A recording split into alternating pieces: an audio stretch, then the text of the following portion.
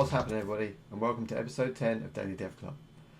Today we're going to look at our server stats project again, hop back in there, working on the back end to add time filter sort of parameters to filter the stats request coming back for our dashboard based on time, and then obviously hook that up on the front end dashboard to have buttons to specify the different time frames, and we're going to see the components we had for the charts and the list of the different stats changing as we change the time filter that's been applied. So without further ado, let's get into the code.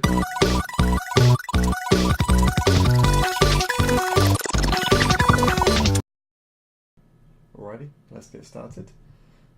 So since yesterday's episode, I've just tidied up the front end a little bit to give it more of a dashboard view, to make it easier to fit all these charts on sort of one screen without scrolling. Didn't really change anything with the calculations or anything like that. It was just moving those charts into their own dashboard component. So all the calculations there are the same. They just get sort of rendered out into different columns, and then on the request component, it shows that top header with the count and then the charts underneath. So just to sort of clean that up a little bit. Today we're going to add the time frame filtering. So this is obviously showing all requests that it pulls back. It'd be nice to then have some links or buttons that let you change the time frame being used for those for that request and the data that's being pulled back, so that you can see data for the last day, 7 days, 30 days, that sort of thing. So to do that, we're going to need to jump into the back end, do a little bit of work there, and then obviously hook that up on the front end. So let's take a look at that now, starting with the back end.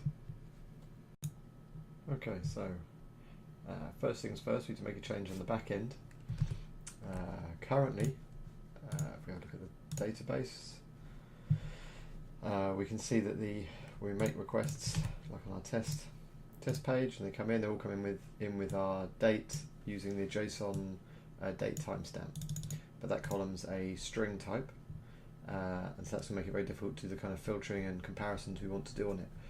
Really, we need to be storing the date type, as DynamoDB doesn't have a date type column, as a number to make it easier to actually do that sort of filtering. We have to be a little bit careful with migrations and data changes on Amplify. It doesn't like sort of just changing columns and things like that, so we'll add a new column alongside this one, and we'll use the get time on the JavaScript date, which will return our date as an integer, as a number, the milliseconds since the epoch date, which is the 1st of January 1970, and that will make it a lot easier for us to do comparisons and the like. So let's do that with the Amplify CLI now. Okay, so we're going to use the Amplify CLI to update our storage resource now.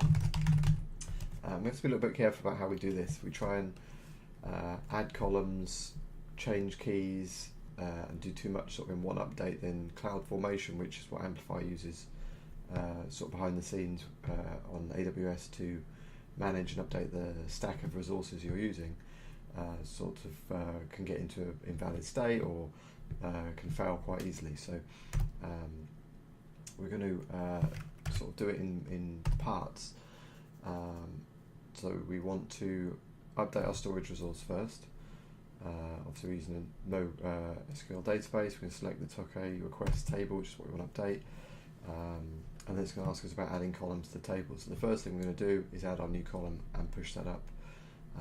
But again, we have to be a little bit careful here that we don't remove the local Amplify config for the column we already added, which was the app ID one. So we're going to make sure we put that back in again. So we have our app ID as a string, which if you remember from episode last week, that's how we sort of map the request to a specific app. And then when we're doing the retrieval for the GET request, it's specifying a private token that corresponds to an app, and then we can filter the request to just that app. So we can sort of segment things that way. So we need to make sure we've got that column still in there, and then we're going to add our new column, which is going to be called requested time, and that'll be a number. We don't need to add any more columns, so we'll say no. And so for the minute, because we already have a global secondary index in our configuration, let's see if I can find it in here somewhere. Requests, CloudFormation. here we go. So in the CloudFormation template for the Toke request table, we already have a global secondary index set up with the app ID. If you remember, that's what we're using to do the filtering, because when we do that GET request, we want to filter on the app ID once we validate the token, and to do that we needed that to be a partition key. Obviously the main partition key for our request table is the ID field, so we have the secondary index where the partition key is the app ID. We're going to want to change that so that we actually have the app ID as the partition key and our new requested time column as the sort key, so that we can filter on the exact app ID and then do comparison operators on the requested time, all in that one query on the GET request. But that's sort of thinking a little bit far ahead. But in the meantime, we can't. DynamoDB won't let you update an existing index,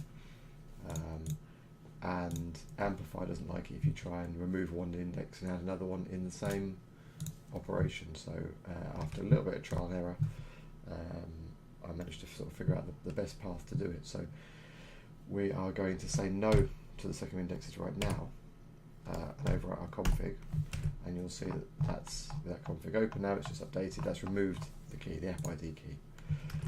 So with that now in place, we are going to push up to AWS, and that is going to update our storage.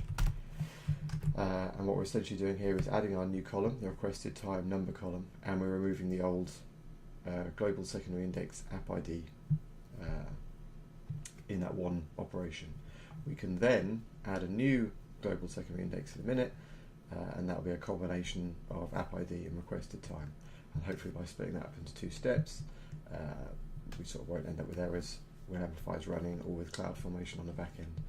And then we'll be ready to actually sort of hook that up on our data filtering on the GET request side of things. So we'll let that run for the minute, and then we'll see where that gets us in a sec. Alrighty, so that's updated now. If we go back to our DynamoDB console, we can see now there's no index, there's no GSI there, secondary index there, which is good. So now the second part of this, we are going to again rerun the Amplify CLI tool to update. We're going to have to put in the same columns again. Option, do that again. We're going to have to put in the columns again, just to make sure they don't get stripped out of the config. So we do the same thing there. App ID is a string, requested time as a number, no additional columns, and now we can add the secondary index. We're going to call that, just to be clear, although we've removed the other one, we'll give it a new name just to be sure, and also it better describes now what the index is going to be. So app ID is the partition key, and requested time is the sort key. So here you can see we've got our two columns to choose from: app ID for partition key. Yes, now we want to add a sort key and requested time, and no more secondary indexes. And then we'll overwrite the config. And now again, if we go back to the config, it's updated.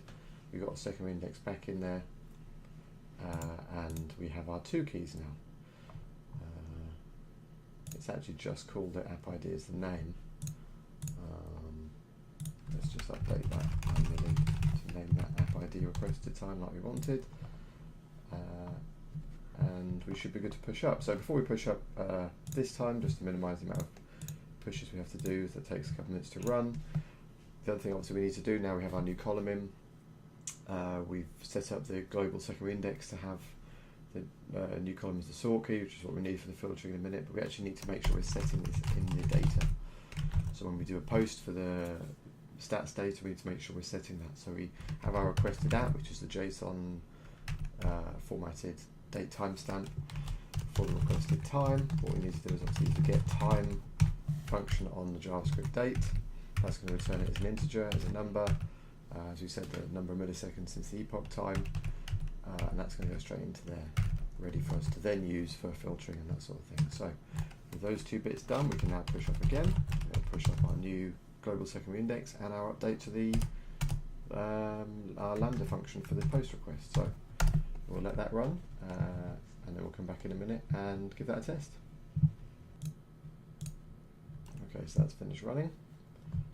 It says it's worked successfully, and if we go in here we can see we've got our new index, app ID requested time. App ID is the partition key, requested time is the sort key, just so we want it. And then in here, in the items, if we move what's already in there, we can go and refresh.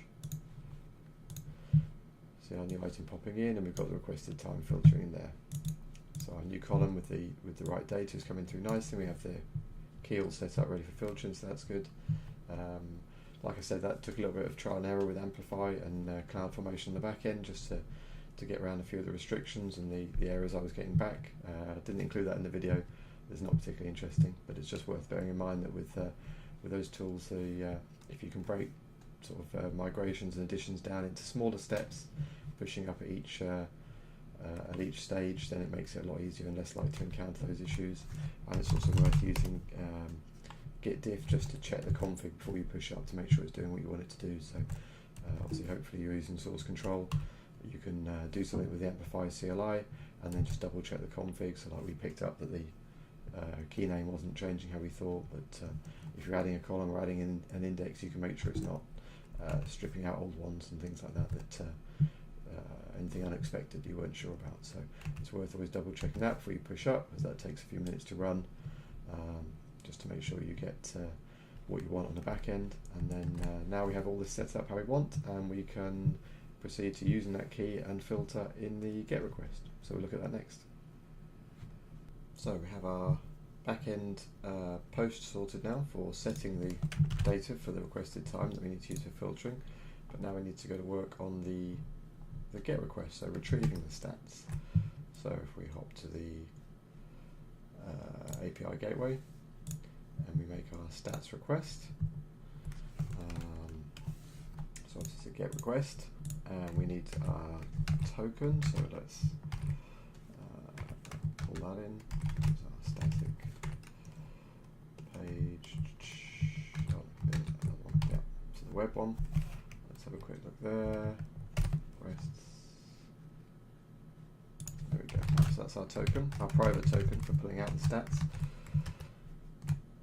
So let's just pop that in there for testing and give that a whirl.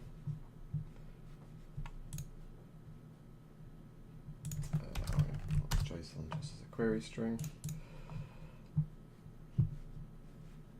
Okay, so we can see that now we have this error because we've changed the key name. We removed the old app ID key and we added a new one. So we need to make sure that the first thing we do is in our query up here, we are changing the index we're using. So this first query is for obviously querying the app based on a private token. And then once we've matched that, we're querying the request table based on app ID. But now it's our index is app ID requested time, so we need to update that index name. So we have that in there. And then, so the other thing we want to do obviously is now accept a parameter for filtering based on time. So perhaps a good way to do that would be to have an additional parameter, say since, and that will take in a number, and that will be the again the integer value of a time based on the milliseconds since the epoch, so it matches the sort of format we're using for the requested time, and it will then want to have all records beyond that time, so we can say, you know, give it the milliseconds since the epoch for the date 7 days ago, and it will give us all the last 7 days requests, or 30 days ago gives the last 30 days requests, and that sort of thing. And then on our dashboard, all of the requests will update, all the charts will update accordingly based on now just the data from that time frame, rather than what it's doing right now, which is returning all of the data for that app. So we need to amend this bit here. We have our key conditions for our app ID, and we set all that up. But what we can do to have a more complicated sort of query is we can use a key condition expression, and that's going to be a little bit more like sort of a SQL query, if you like, something sort of more akin to that. So we're going to roll in both the app ID and our requested time. So we want to say app ID equals app ID, do it like that.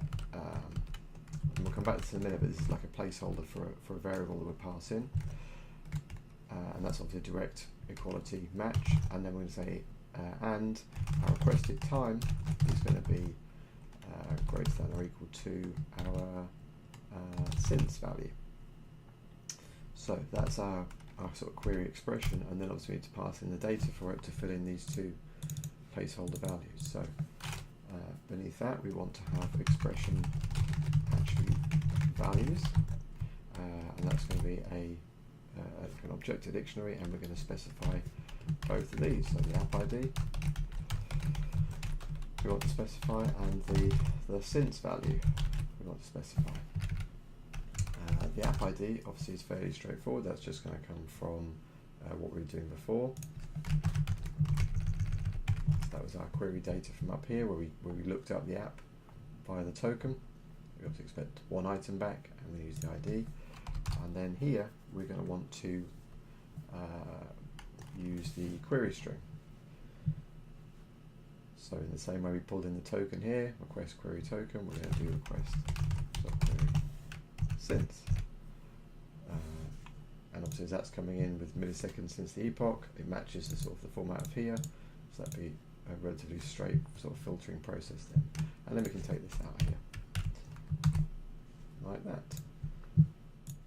Okay, and obviously now we're setting the since parameter there with the query string, but if we want the functionality we had before, which is by not specifying that, we're going to pull back all the records. So for example, maybe on the initial load of the dashboard we're showing everything, and then we allow the user to filter, that sort of thing.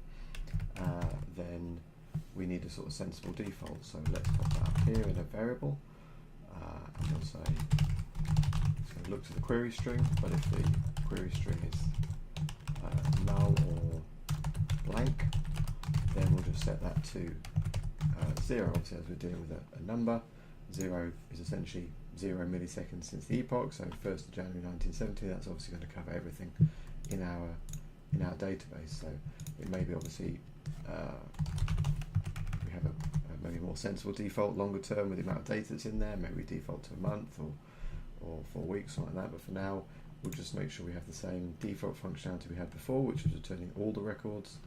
But if a since variable is specified, then obviously we'll use that instead. So let's push that up and give it a test. Okay, that's pushed up now. If we test that,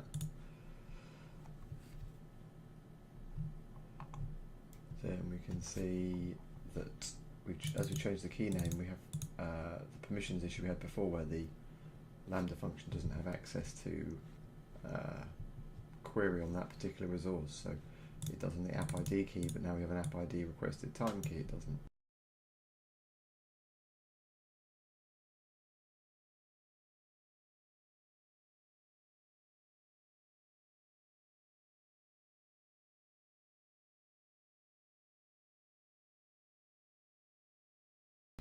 So that's taken effect now. As you see, it's pulling back our statistics. So we have, where's our DynamoDB gone? So we've got a look in there.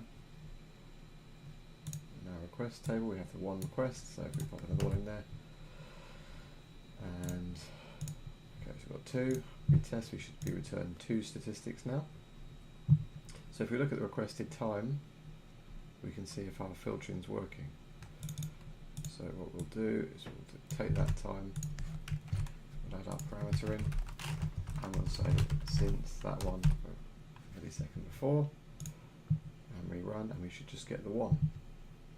Okay, condition parameter type does not match schema type. So that could be because it's being passed in as a string, perhaps, coming as the query string. So it may be worth us doing that,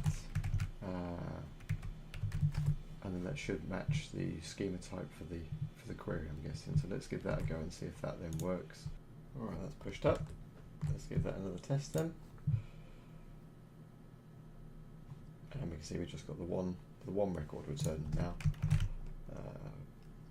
versus 2 records when we exclude our parameter. So we have our backend done now. The hard bit with pushing up using Amplify to AWS. That's all sorted, so now we can go to work on the front end. So in our requests component, we had our call out here with the token, and that happens in the constructor there. We're also going to need that to happen more often now in response to like a button press or something to change the filtering. So we'll start off by moving this into its own method called retrieve stats, and we'll tidy this up just slightly. So let's make this a little bit easier to read. Let's put the token somewhere it's a little bit easier to sort of configure and identify. So we'll pop that in there. Actually, I can't do that in here. So token there. And we're going to want to specify our since parameter as well. So we're going to take that in here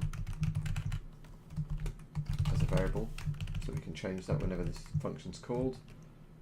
And we'll put that in there. Syntax for that. So we just amended our call to be a little bit more flexible now. And then obviously in here we need to, on the constructor, still call it. So we could leave that. We could just leave that as it is. That'll obviously be null. That'll pass through a null, so the parameters be blank. Yeah. So now let's test that again on our React app this time. So let's have a look here. Right. So what we're getting back. Let's have a quick look. The network tab. So our request to stats. Okay, so it doesn't like that. So if we passed in a 0, then let's try that. That works better. Okay. So it looks like our handling for the null on the query string wasn't working. I'm guessing if we omitted it entirely, that would work. But okay, so we'll pop that and we can just control that. So we're effectively having the default from the front end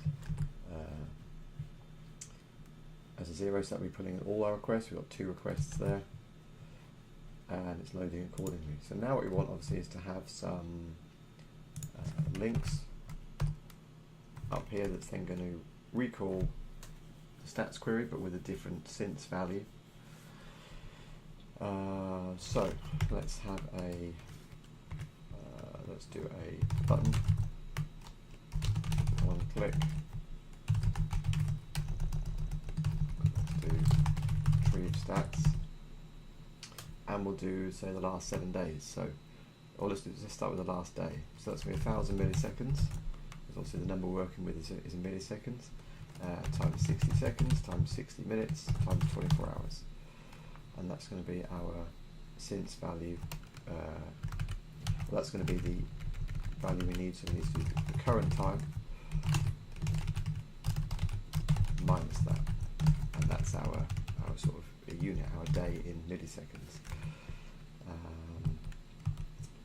And we'll have the button itself is going to be last day.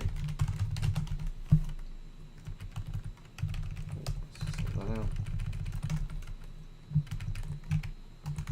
Okay, so let's have a look how that looks. Go out the network tab so we can see.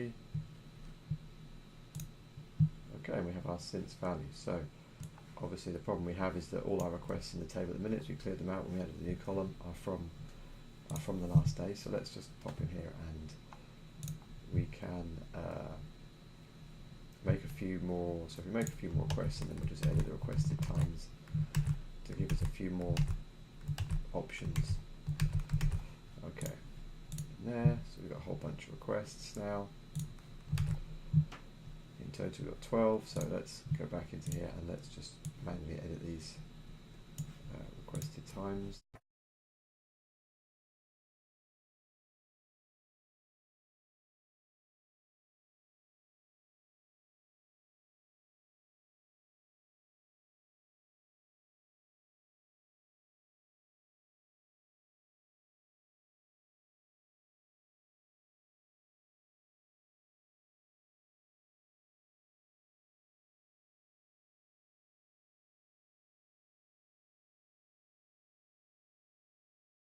let's go back to here now. Right. So we have our 12 requests overall, and then we say the last day. So we've got 3 from the last day that are being returned, which is pretty cool. So now, so our charts and things aren't updating, we're still showing us 12 there, which is interesting. So now we need to make sure that triggers. So retrieve stats gets called. What we should do is make sure we're always setting loading in the states up here. Now that we've obviously got loading happening multiple times, not just on the page load. So when you hit that, it'll go back to loading. Okay, and then that seems to trigger the proper re-rendering now of this whole stack. So now we've got 3 lists.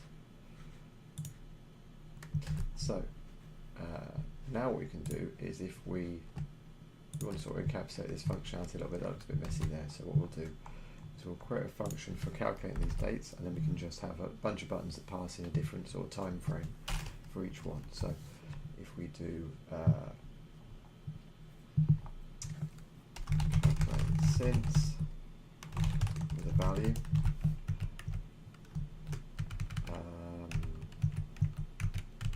and maybe let's see, maybe we do 1 day, 7 days, 30, 90. So if that's always going to be days, we can then just do that times days, and that's our since value.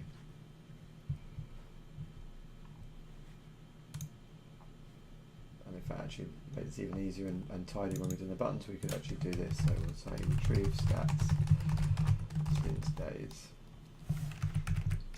and we'll call directly here to retrieve stats and pass in our value.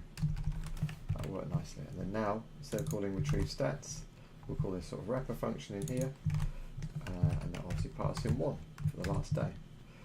So we hit that. Filters it to 3. So now we can copy this button. Let's add a few more in, and we'll do the last 7 days, and we'll do the last 30 days, we'll do the last 90 days, and then all we have to do is update our amount of days in here. Now a bunch of buttons, so we can do the last day, that's 3 requests. Last 7 days, we've got 4. 30, so you can see each time we've got a few more requests being returned as part of that. And then obviously it'd be nice to have a button as well that just returned us to the default. So for that we can just do this dot retrieve stats all requests, and then that way, so by default it's all requests. We go last day, or we can go back to all requests again. So you can see now we have our filtering on the back end. We've done the hard work to enable that with the get request accepting that parameter and filtering, and then now on the front end it's really easy to use that to hook up different things, and we have these charts, which is quite nice. And the breakdowns obviously would be a bit more interesting if we had different user agents and URLs. So like I say, it might be good to look at a sort of test script that really populates it with a whole bunch of different data. To see that sort of in action, but we can see that the dates are working as we filter through different time periods. We can now see that thanks to the back end we're pulling out different requests, and then obviously it gives you specific sort of angles and viewpoints to look at your data from, so you can sort of start to see the popular browsers in the last day versus the last 7 days and do comparisons like that. So okay, so I hope you enjoyed that episode, looking at back end and front end changes to allow stats filtering based on time frame, and then hooking that up on the dashboard. That'll be it on this project for this week, I think. Tomorrow and Friday we'll get stuck into the Unity project again, back to our 2D top-down shooter, and add some more interesting elements there. So I hope you enjoyed this episode. As always, feedback and suggestions in the comments, and I hope to see you back for tomorrow for the next episode of Daily Dev Club. Peace out.